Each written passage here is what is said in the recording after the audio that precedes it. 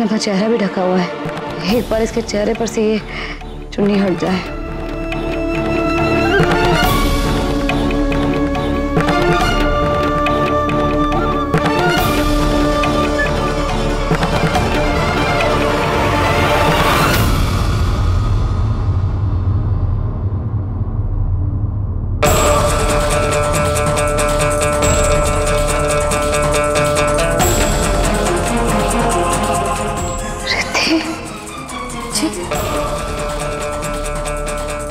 इसका मतलब यह है सत्या जी कि रिद्धि भी इसके शामिल है। तो वो कैसे हो सकती है? उससे तो चढ़ावा चढ़ाने से मना कर दिया था। आपकी बात मानी थी, उसको नीलवश हो गया था और देवी उसके साथ मानती थी। खेल के पीछे कई सारे दिमाग लगे। रिद्धि को नीलवश कराया गया ताकि हमें उस पर शक ना हो।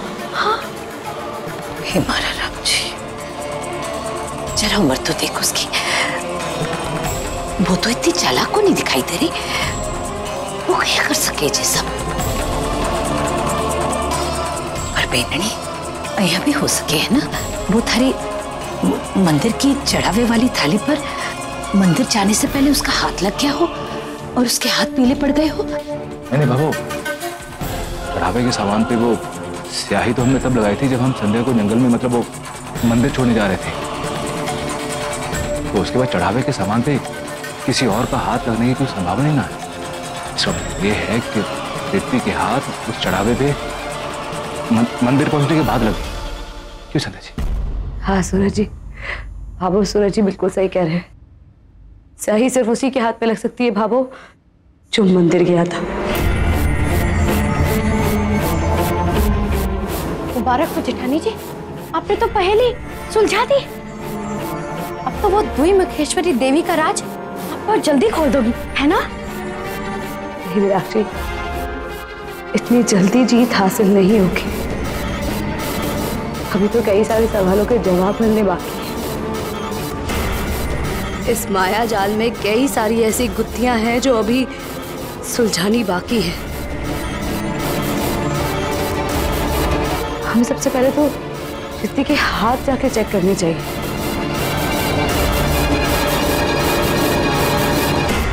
क्या कमाल की चाल चली है तुमने। इतनी छोटी सी उम्र में इतना तेज दिमाग। कितना बढ़िया चेस खेलते हो तुम। हाँ, खेलते तो आप भी अच्छा हो अंकल। वैसे आपने भी बहुत स्ट्रांग टक्कर दी मुझे। वैसे अंकल, आप दुर्मुखेश्वरी देवी के चमत्कारों को नहीं मानते ना?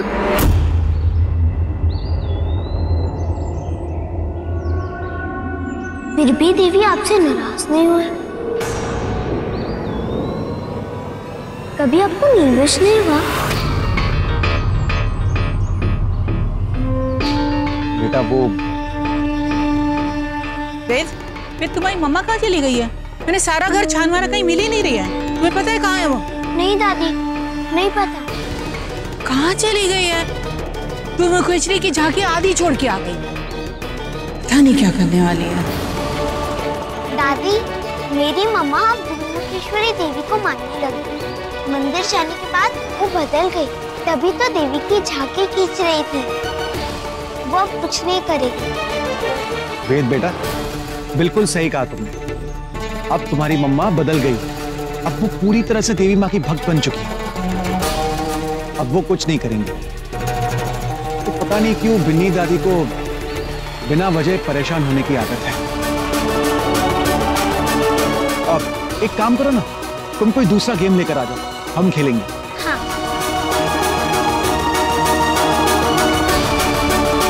तुम भी ना बच्चे के सामने शुरू हो जाती हो। अब संध्या देवी में मानने लगी है, सब कुछ ठीक चल रहा है, तो आपकी प्रॉब्लम क्या है? वैसे भी ये लोग हमारे यहाँ सिर्फ 2 दिन के मेहमान हैं। मैं भी यही चाहती हूँ कि ये लोग यहाँ से सही सलामत चले जाए और संध्या कुछ और गड़बड़ ना करे।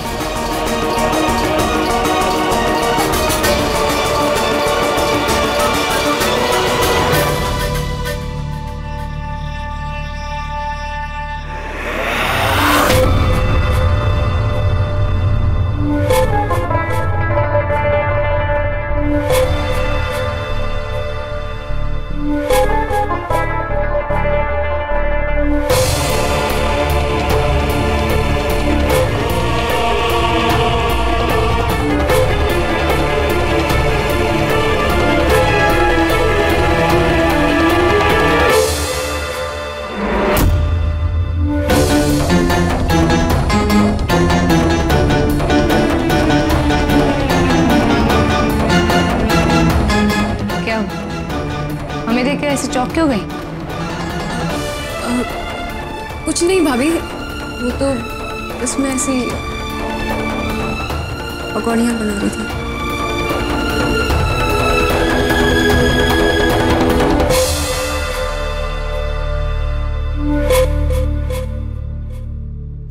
अरे भाभी, ये आप क्या कर रही है? हाथ धोइए।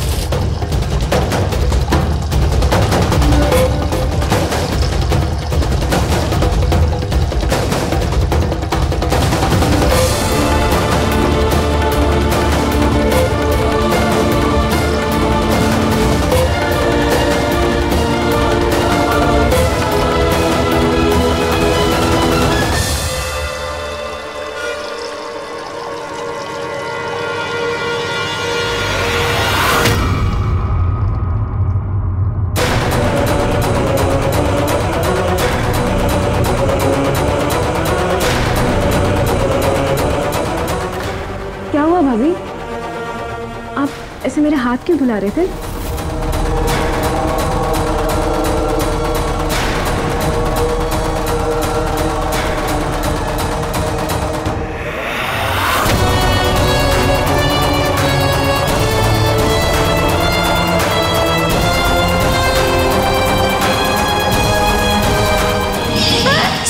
यही तो है सब बीमारियों की जड़, ये लौंग। कई मसाले ऐसे होते हैं जिनकी खुशबू हमें बर्दाश्त नहीं होती और ऐसे छींकें आने लगती हैं।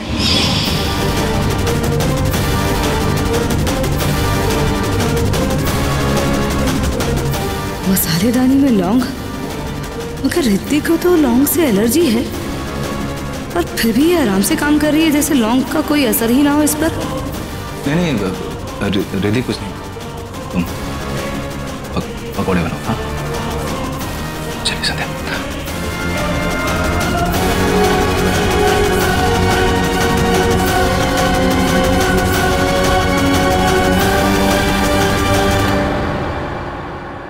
ओमे क्या बचपना है, दादी है वो आपकी, और अगर उन्होंने आपको दो बात बोल भी दी तो क्या फर्क पड़ता है? ओम, मैं आपसे बात कर रही हूँ। इतनी छोटी सी बात पर ऐसे घर छोड़ देते हैं क्या? छोटी सी बात? तुम मेरी बीवी हो और इस घर की बहू, और इस घर की बहू होने के नाते तुम्हें भी उतना मान सम्मान और आदर मिलना चाहिए। लेकिन मासा तो एक छोटी सी बात को लेकर तुम पे विश्वास नहीं करती, और मेरी पत्नी का अपमान मतलब मेरा अपमान, और मैं ये सहन नहीं कर सकता हूं। ओम, आप मेरी बात समझने की कोशिश कीजिए। तुम अपना सामान पैक करो, हम यहां से जा रहे हैं और ये मेरा आखिरी फैसला है।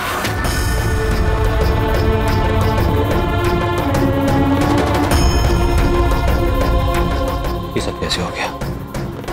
वीडियो में साफ दिखा था कि वो हाथ रिद्धि के थे जो पीले हो गए थे, लेकिन यहां रसोई में हाथ साफ थे। ऐसे कैसे? ऐसा तो ना है कि वो हाथ किसी और के हों, क्योंकि ऋतिक के अगर हाथ पीले होते तो ऋतिक यहाँ पे हाथ साफ कैसे? संध्या जी, आपने खुद कहा था कि उस स्याही का असर 3 दिन तक रहता है। ये सब क्या हो रहा है संध्या जी? मुझे तो कुछ समझ नहीं आ रहा। समझ तो इसलिए नहीं आ रहा सूरज जी, क्योंकि ये खेल हमारे अंदाजे से बहुत बड़ा और उलझा हुआ है। वीडियो झूठी नहीं है, तो बात रही है रिद्धि के हाथों की, तो वो पीले नहीं है। मुझे लगता है कि कोई ऐसी बात है इन दोनों बातों के बीच में जो उनसे चूक गई है। कोई कड़ी जरूर है इन दोनों बातों के बीच में। क्या चूक गया हमसे?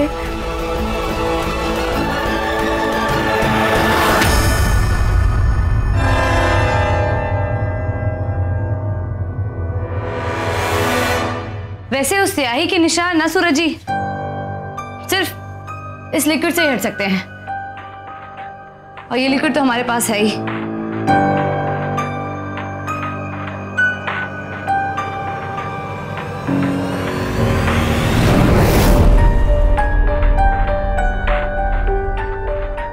आज नहीं तो कल मैं उसको पकड़ ही लूंगी सूरज जी। वैसे भी उस स्याही के निशान हाथों पर से जाने में 3 दिन लग जाएंगे।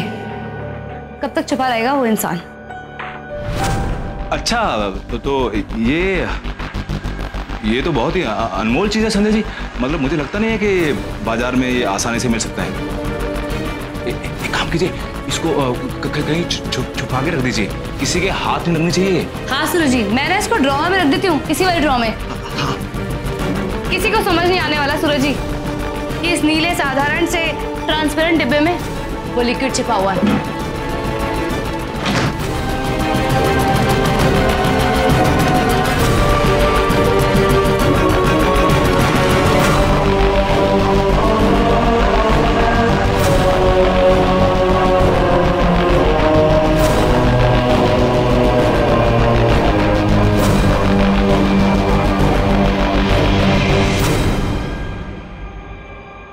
ये रह कहाँ गई?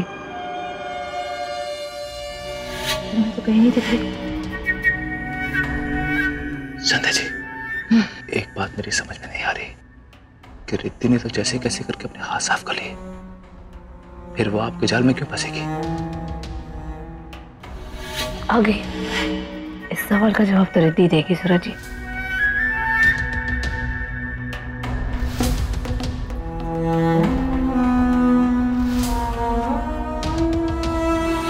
ठीक है संध्या जी, रिद्धि तो किचन में चली गई, इसका मतलब यह है कि आपका जाल बिछाना बेकार किया।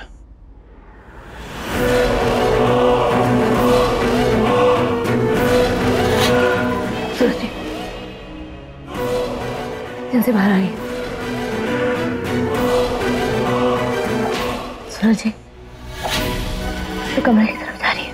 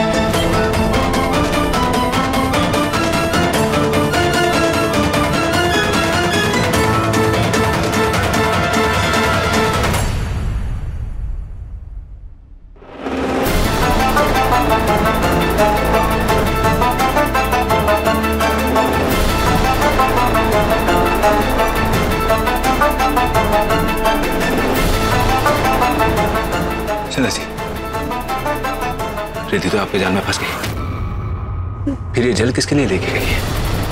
यही तो जानना है सूरज जी, इसका पीछा करते हैं। चलिए चलिए।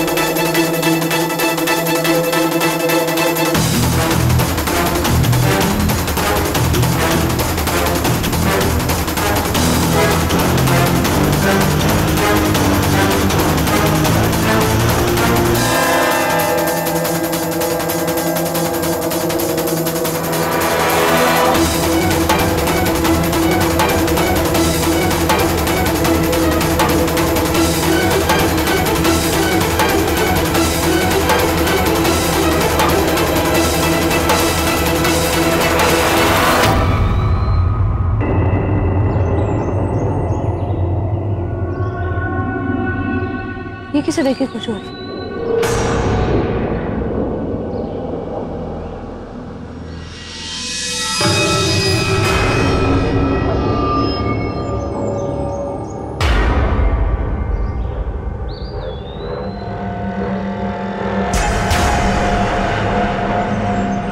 सूरज, पीला हाथ, वही जो हमने वीडियो में देखा था। कौन है ये? ये देखो, ये खास दवा है जिसे तुम्हारे हाथों पे लगा ये पीला रंग ना उतर जाएगा।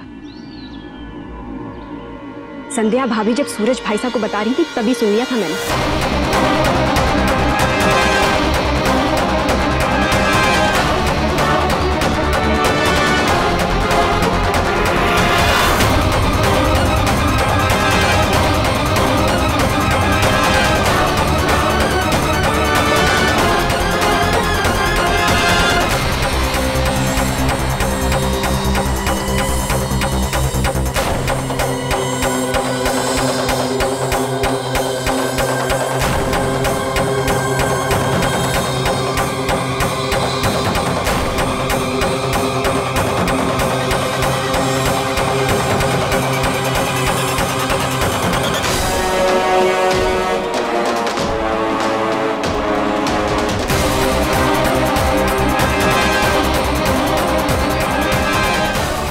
क्या दो रहे थे?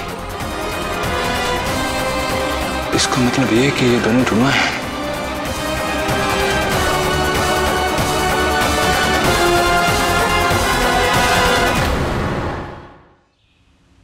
देख रही हैं आप संध्या जी, इन दोनों को देख के दोनों में फर्क जानना मुश्किल है। ये दोनों जुड़वा है संध्या जी। इसका मतलब वीडियो में ये वाली रिद्धि थी जो अभी आई है, जिसने बड़ी ही चालाकी के साथ इस वाली रिद्धि को रसोई में भेज दिया ताकि हम उसके पीले हाथ पकड़ ना सके। आप सही कह रहे हैं। याद है रसोई में लौंग पड़ी हुई थी और रिद्धि को तो लौंग से एलर्जी है। याद है पिछली बार कैसी छींक रही थी जब आपने उसको कोई उपाय बताया था। लेकिन ये रिद्धि तो लौंग के साथ बड़े आराम से काम कर रही थी। तभी मुझे शक हो रहा था कि रिद्धि को लौंग से एलर्जी है तो वो इतने आराम से मसालेदानी में लौंग रख के काम कैसे कर रही है। चूंकि ये दोनों जुड़वा बहनों की कहानी है, जैसे वो त्रिमेकेश्वरी देवी जिसके दो सर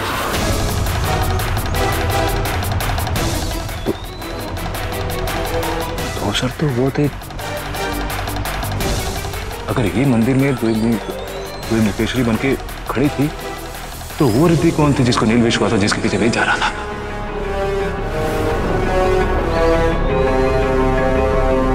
ये तो मुझे भी समझ नहीं आ रहा है।